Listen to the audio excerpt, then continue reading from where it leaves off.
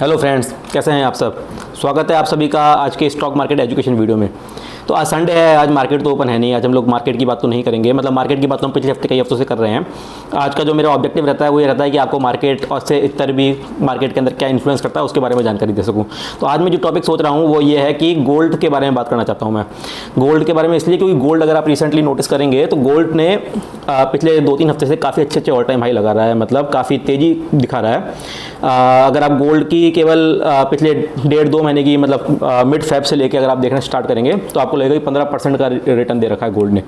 इसी बीच में अगर आप स्मॉल कैप की बात करेंगे जिसका बहुत ज़्यादा हाइप है, राइट, रिसेंटली सब लोग बोल रहे हैं स्मॉल कैप में लगाओ, मिड कैप में लगाओ, है ना, उसका जितना हाइप है अगर आप स्मॉल कैप इंडेक्स की बात करेंगे तो उसने मतलब केवल 5-6% के आसपास रिटर्न दिया है। मिड कैप ने भी ऑलमोस्ट इतना ही रिटर्न दिया है क्योंकि बीच में रिसेंटली डिप आ गया था। तो रिटर्न वाइज देखा जाए तो गोल्ड बहुत अच्छा रिटर्न दे रहा है अभी रिसेंट टाइम्स में। जो यहाँ पे मैं पॉइंट समझाना चाह रहा हूँ, अभी हम लोग गोल्ड में रिटर्न्स क्यों आ रहे हैं इतने अच्छे उसकी बात भी करेंगे, लेकिन उससे पहले मैं जो पॉइंट समझाना चाह रहा हूँ वो साइकोलॉजिकल है, मार्केट में साइकोलॉजी से रिलेटेड है। वो ऐसा ये है कि बहुत सारे लोग ये समझते हैं कि यार पैसा तो केवल स्मॉल कैप्स में बनेगा या फिर मिड कैप में बनेगा, लार्ज कैप में या फिर ब्लू चिप स्टॉक्स में या जो भी डिफेंसिव स्टॉक्स होते हैं उनमें पैसा डाल के पैसा नहीं बनता। ऐसा लोगों की आम धारणा रहती है, इसलिए वो लोग रिस्की स्टॉक्स में घुसने की कोशिश करते हैं। अब जैसे सोना है, सोने को बहुत ही सेफ इन्वेस्टमेंट माना गया तो लोग सोने में भी कम इन्वेस्ट करते हैं। उनको ये लगता है कि यार सोना तो धीरे धीरे बढ़ता रहेगा, मतलब बढ़ेगा, सेफ है, लेकिन धीरे धीरे बढ़ेगा तो उसमें उतना रिटर्न नहीं मिलता जितना हमें स्मॉल कैप में मिल सकता है। मैं जो कहना चाह रहा हूँ वो ये है कि बात रिटर्न्स की नहीं है, मतलब लॉन्ग टर्म में तो आप देखेंगे कि रिटर्न्स कैसा है, बात यह है कि आप किस टाइम पर एंटर करते हैं, क्योंकि आपकी एंट्री बहुत इंपॉर्टेंट है एंड देन आपको एग्जिट करना आता है कि नहीं आता है। क्योंकि अगर आप सही टाइम पे एंट्री करते हैं, अगर आप ऑलमोस्ट फेब के आसपास एंट्री करेंगे गोल्ड में और फिर अभी इस टाइम पे या फिर अगले 1 महीने में 2 महीने में जितना भी गोल्ड अपने को रिटर्न दे सकता है, अगर आपको ये पता है कि कब एग्जिट करना है मेरे को गोल्ड से, तो आप even in gold you can make good enough returns. And similarly even in large cap companies, even in blue chip companies आप लोग अच्छा खासा रिटर्न बनाते हैं, वो भी रिस्क फ्री। बस आपको एंट्री एग्जिट समझ में आनी चाहिए, है ना। तो वो जो साइकोलॉजिकल इफेक्ट है, जो एक कंसेप्ट डाल दिया है, जैसे आप अगर पीएसयू स्टॉक्स की बात करें तो रिसेंटली पीएसयू स्टॉक्स ने बहुत रन अप दिया तो पूरा देश ऐसे करने लग गया कि भाई पीएसयू में पैसा डालो, पीएसयू में पैसा डालो, मतलब डालो पीएसयू सेफ स्टॉक्स हैं, मतलब डाल सकते हैं। मैं मना नहीं कर रहा हूँ, यहाँ पे मेरा मना करने का कोई इंटेंशन नहीं है। मेरा कहने का मतलब ये है कि अगर किसी ने 5 साल पहले से पीएसयू लेके बैठा है तो उसने जो भी रिटर्न बनाया है वो पिछले 6-8 महीने 10 महीने से ही बनाया है, मतलब उसने पिछले 4 साल में कोई रिटर्न नहीं बनाया था। और किसी ने मान लो 10 महीने पहले पीएसयू में इन्वेस्ट किया होगा, पीएसयू स्टॉक्स में इन्वेस्ट किया होगा, उसने भी काफ़ी रिटर्न बना लिया, उसने भी अपना पैसा दुगुना चौगुना कर लिया है। तो आप अगर जिसने इस टाइम पे अभी रिसेंटली अगर किसी ने एंट्री ली है तो उसने इतना अच्छा खासा पैसा बना लिया, किसने 5 साल पहले से एंट्री लेके बैठा था उसने कहने को तो लॉन्ग टर्म में अच्छा पैसा ही बनाया है, लेकिन उसके लिए वो 4 साल तो वेस्ट है ना। तो इसलिए उसको उस टाइम उस 4 साल में ये लग रहा होगा कि यार मैं गलत स्टॉक्स में फंस गया हूँ। तो बात गलत स्टॉक्स की नहीं है, आप गलत टाइमिंग पे फंस जाते हो। स्टॉक्स तो बहुत अच्छे हैं, स्टॉक्स तो पूरे मार्केट के अंदर भरे ही पड़े हैं, अच्छे स्टॉक्स भरे पड़े हैं। It's just that timing. अगर आप अगर आप रिलायंस जो हमारे देश की सबसे बड़ी कंपनी, सबसे स्ट्रॉन्ग कंपनी है, उसमें भी अगर आप गलत टाइम पे पैसा लगाएंगे तो आप अटके हुए ही रहेंगे। आपको ये लगेगा यार रिलायंस ऐसी कंपनी में मैं पैसा नहीं बना पाया क्योंकि आपने टाइमिंग गलत रखा था। तो वो टाइमिंग का बहुत बड़ा पर्सपेक्टिव है। तो ये बात मैं बहुत इंपॉर्टेंटली समझाना चाह रहा था आज के टॉपिक के अंदर। अब गोल्ड पे चलते हैं कि गोल्ड में क्यों इतनी तेजी आ रही है। तो गोल्ड के बेसिकली 5 मेन कारण है कि गोल्ड की में भयंकर तेजी आ गई है रिसेंटली। एक तो जो बहुत बड़ा कारण है वो ये है यूएस फेड रेट वाला। तो यूएस फेड रेट जो कि स्टॉक मार्केट को भी इफेक्ट करता ही है। जब भी ये एंटिसिपेशन होगा कि यूएस फेड रेट में कट होने वाला है, मतलब रेट्स में कट होने वाली है, तो क्या होता है पैसा जो है वो बैंक से मूव करके मार्केट में आएगा। अब वो market beat the stock market, beat the commodity market, ठीक है। तो काफ़ी पैसा स्टॉक मार्केट में मूव करता है। इसी एंटिसिपेशन में क्या हो रहा है, जब भी बात होती है, जब भी एमपीसी की मीटिंग होगी या जब भी फेड की मीटिंग होगी, सबको ये लगता है कि शायद फेड रेट कम होने वाली है। तो कम होने के एंटिसिपेशन में लोग पैसा मूव करते हैं, तो वो बैंक से निकाल के वो सोचेंगे स्टॉक्स बढ़ने वाले हैं, स्टॉक्स में मूव कर देते हैं, अच्छे स्टॉक्स में मूव करते हैं। उन्हें लगता है कि यार स्टॉक्स के साथ साथ गोल्ड भी बढ़ेगा क्योंकि गोल्ड वाले मार्केट में भी जाएगा पैसा, तो गोल्ड में भी इन्वेस्ट करते हैं। तो इस चक्कर में गोल्ड की प्राइस ही बढ़ रही है। तो similar to stock market gold भी चल रहा है साथ साथ, है ना। तो बहुत बड़ा कारण है ये, फेड वाला बहुत बड़ा कारण है। जब आपको लगेगा कि एक्चुअल में डाउनफॉल आने लग गया है, थोड़े से रेट कट्स आने लगे हैं, तो आपको शायद हो सकता है और भी ज़्यादा बढ़ोतरी दिखे। दूसरा जो बड़ा कारण है वो है अनसर्टेनिटी वाला। तो जियो पॉलिटिकल अनसर्टेनिटी बहुत हैवी है इन दिनों। और अनसर्टेनिटी गोल्ड को कैसे इंपैक्ट करती है, क्योंकि गोल्ड जो है वो सबसे सेफ इन्वेस्टमेंट माना गया है हिस्टोरिकली, ठीक है। सेंचुरी से, मतलब कई सालों से, कई साल नहीं बोलेंगे, 100 सालों से लोग गोल्ड में इन्वेस्ट करते जा रहे हैं और गोल्ड को सबसे सेफ माना गया है। गोल्ड का लोग ऐसे मानते हैं कि गोल्ड इज गॉड्स मनी, मतलब भगवान भी पहले जब मोहरे दिया, राजा महाराजा भी मोहरे दिया करते थे तो सोने की मोहरे दिया करते थे। तो वो गोल्ड को उस जमाने से माना जाता है।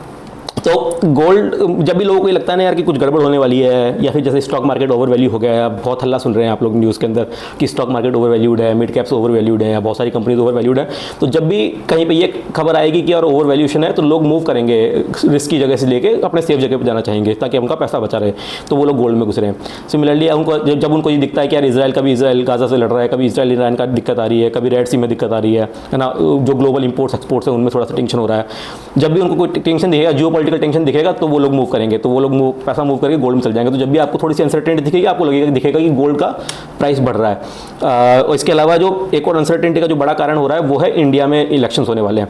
तो इंडिया में इलेक्शंस वैसे तो अनसर्टेनिटी नहीं है, क्योंकि सबको पता है कि मोस्टली कौन बहुत हाई प्रोबेबिलिटी है कि जो सरकार है वो ही कंटिन्यू करेगी, लेकिन फिर भी बहुत सारे लोगों को रहता है कि जब तक कि रिजल्ट नहीं आ जाते तब तक के लिए हम लोग अपना पैसा सेव करके रखें। तो वो सेव करने के लिए, क्योंकि अनसर्टेनिटी तो है ही, आप कितना भी बोल लीजिए कि ठीक है मोदी जी आ रहे हैं, बट मोदी जी फिर भी कोई गारंटी नहीं है, इलेक्शन तो इलेक्शन ही है, जनता क्या पता कब किसका पासा पलट दे। तो इसलिए सावधानी तो सब लोग बरतना चाहते हैं, तो इसलिए लोग जो बड़े बड़े लोग होते हैं वो लोग अपना थोड़ा सा इन्वेस्टमेंट गोल्ड में रख देते हैं, उठा के अपने स्टॉक्स में उठा के, तो इसलिए उन्हें गोल्ड, अपने को गोल्ड ऑल टाइम हाई पे लग रहा है। सिमिलरली एक और बहुत बड़ा कारण जो ये आ रहा है वो है चाइना का बहुत एग्रेसिव बाइंग करना। ये रिसेंटली रिपोर्ट्स में आ रहा है कि चाइना पिछले 16 महीने से एग्रेसिव बाइंग कर रहा है गोल्ड की। अब इसका भी रीज़न जो है, मतलब बहुत ज़्यादा डिटेल में रीज़न तो कहीं पे लिस्ट डाउन नहीं है, बट जो रीजन है वो यही है कि चाइना को भी कहीं ना कहीं ये लग रहा है कि अनसर्टेनिटी है, ग्लोबल अनसर्टेनिटी है। तो मतलब चाइना को इंडिया के इलेक्शन से शायद इतना मतलब ना हो, वैसे डेवलपिंग इकोनॉमी तो चाइना को इंडिया के इलेक्शन से ही मतलब रहता है, बट यूएस में भी इलेक्शन है 2024 में, टुवर्ड्स दी एंड, राइट, नवंबर दिसंबर में यूएस में भी है, और वो बहुत बड़ा इवेंट होने वाला है, इंडिया के बाद वही बहुत बड़ा इवेंट है। तो ग्लोबली चाइना शायद कहीं ना कहीं होल्ड कर रहा है कि भाई हमें भी गोल्ड पकड़ना है काफ़ी सारा, क्योंकि वो भी शायद सेफ इन्वेस्टमेंट करना चाह रहे हैं। चाइना में जितने बड़े लोग होंगे वो सब सेफ इन्वेस्टमेंट करना चाह रहे हैं, तो चाइना से बहुत एग्रेसिव बाइंग आ रही है, और चाइना के चक्कर में पूरे ग्लोबली डिमांड बढ़ रही है गोल्ड की, और डिमांड के चक्कर में सब्सिक्वेंटली रेट बढ़ रही है। एक और जो फाइनल जो बहुत बड़ा कारण हो गया है वो ये है कि INR जो है, जो हमारा इंडियन रुपी है, वो US के बदले नीचे गिर रहा है, थोड़ा कमज़ोर हो रहा है, INR थोड़ा कमज़ोर हो रहा है रिसेंटली। तो इससे क्या फ़र्क पड़ेगा? इससे फ़र्क वापस वही पड़ेगा, अगर आप मेरी पुरानी वीडियो देखेंगे तो आपको समझ में आएगा कि इंपोर्ट्स एक्सपोर्ट का बहुत बड़ा फर्क पड़ता है US INR और मतलब USD INR के हिसाब से, राइट।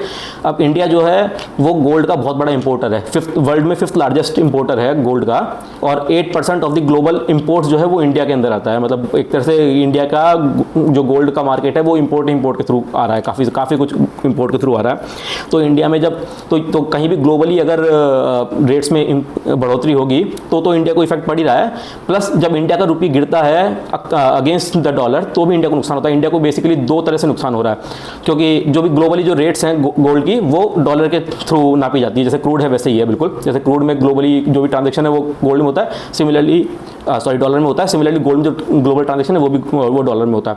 अब क्या हो रहा है कि एक तो ग्लोबली ग्लोबल फैक्टर्स की वजह से ही एक तो गोल्ड की रेट बढ़ रही है, तो एक तो बढ़ी हुई रेट है ही, और दूसरा हमारा रुपया और गिर रहा है, तो हमें बढ़ी हुई रेट के ऊपर रुपया गिरने का इफेक्ट भी देना पड़ रहा है, तो हमारे ऊपर डबल इफेक्ट पड़ रहा है। तो इंडियन मार्केट्स के अंदर जो गोल्ड है वो डबल वे में बढ़ रहा है, एक तरह से हमारे पर 2 इम्पैक्ट पड़ रहे हैं उस चीज़ के, 2 इम्पैक्टों के चक्कर में हमारा गोल्ड बढ़ रहा है, तो हमारे लिए बहुत महंगा हो गया। तो मुझे लगता है बढ़ोतरी अभी भी जारी रहेगी। आज का टॉपिक बस इतना ही था। मेरा जो मेन इंटेंशन था वो ये था कि आप लोगों को गोल्ड के बारे में भी समझ में आए, ऐसा ना हो कि आप केवल स्टॉक मार्केट के बारे में समझते रहें। हाँ, स्टॉक मार्केट में पैसा लगाते रहिए, प्लस गोल्ड में भी थोड़ा बहुत पैसा लगाने का टाइम जरूर है। थोड़ा डिप का भी वेट कीजिए, क्योंकि अभी बिल्कुल ऑल टाइम हाई पे है, तो थोड़ा डिप देखते देखते गोल्ड में डाल सकते हैं। मुझे लगता है अभी और बढ़ोतरी आएगी गोल्ड के अंदर, मौका देख के रोटेट कर सके मनी को। ये रोटेशन वाला जो टॉपिक है ये भी बहुत इंपॉर्टेंट है, कभी हम लोग बहुत डीपली कवर भी करेंगे। बेसिकली जो इसका मैं आप लोगों को एक इंसाइट दे देता हूँ उस बारे में।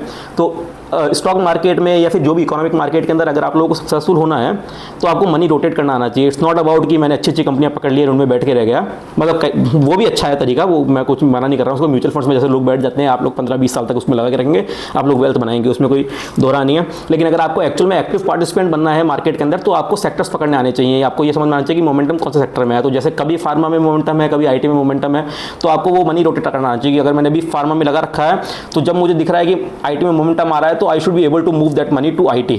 ऐसा ना हो कि मैं फार्मा में लगा के बैठा हूँ और IT मेरे सामने से भागता जा रहा है, मैं उसको पकड़ नहीं पा रहा हूँ, है ना। सिमिलरली कभी ऑटो में आता है, अभी रिसेंटली आपने देखा होगा जब EV की बातें खूब चली थी तो ऑटो सेक्टर इंडिया का एकदम से बूम कर गया था, है ना। तो ऑटो में अगर उस टाइम पे आपने बूम छोड़ दिया तो आपने फिर अब आप लगा लेंगे, अब आप लगाएंगे, लेकिन उस टाइम का बूम छोड़ना आपके लिए बेवकूफ़ी हो गई, मतलब आप लोग उस टाइम पैसा नहीं बना पाए। तो जिन लोगों को ये आता है कि मनी रोटेट कैसे करना है across sectors, when I say across sectors it's about auto, pharma, IT plus across the commodities as well, कि आपको गोल्ड में मूव कब गोल्ड में मूव करना है, कब आपको वापस से स्टॉक्स में आना है, कब आपको USD INR में मूव करना है, कई लोग करेंसी में भी ट्रेडिंग करते हैं, कई लोग क्रूड ऑयल में भी ट्रेडिंग करते हैं। तो जिसको ये सारे इफेक्ट पकड़ में आ जाते हैं कि कब कौन सी चीज़ आगे पीछे हो रही है, तो वो आदमी इजीली सक्सेसफुल हो जाता है मार्केट के अंदर। तो आप लोगों को मनी रोटेशन आना चाहिए। भले ही आपको लॉस बुक करके, अगर आपको लग रहा है कि यार आईटी अभी नहीं चल रहा है, तो मैं यहाँ से लॉस बुक करके थोड़ा बहुत भी जो भी मिनिमल है, कुछ इन्वेस्टमेंट छोड़ के, पर थोड़ा सा पैसा बाहर निकाल के अगर मैं फार्मा में डाल सकूँ, क्योंकि फार्मा अभी चल रहा है लेट्स से फॉर एग्जाम्पल, या फिर ऑटो अभी चल रहा है, या फिर कुछ और चल रहा है, तो या फिर गोल्ड चल रहा है, तो मैं थोड़ा सा पैसा मूव करके फिर उसमें से ग्रोथ बना सकूँ। तो ये जो मूवमेंट ऑफ मनी है ना, वो अगर आपको आ जाएगा तो आप लोग काफ़ी सक्सेसफुल हो जाएंगे स्टॉक मार्केट के अंदर। आज के लिए बहुत है मेरे ख्याल से इतना डिस्कशन। कल वापस मिलेंगे, कल मार्केट की बातें करेंगे। कल मार्केट ओपन रहेगा तो कल वापस स्टॉक मार्केट पे चलते हैं, देखते हैं क्या सिचुएशन रहती है। स्टॉक मार्केट ही काफ़ी इंटरेस्टिंग है इन दिनों, और डिसाइड करते हैं। बाकी इन द मेन टाइम आप लोगों को कोई भी क्वेश्चन है regarding gold, regarding stock market, regarding any specific stock, आप कमेंट में ज़रूर बताइए, मैं डिस्कस करूँगा उसके बारे में। बाकी लाइक करिए, चैनल के साथ बने रहिए, सब्सक्राइब कर लीजिए, शेयर कर दीजिए वीडियो को आपको जो पसंद आए, और ध्यान रखिए अपना, खुश रहिए, मस्त रहिए। गुड नाइट, शुभ रात्रि, थैंक यू।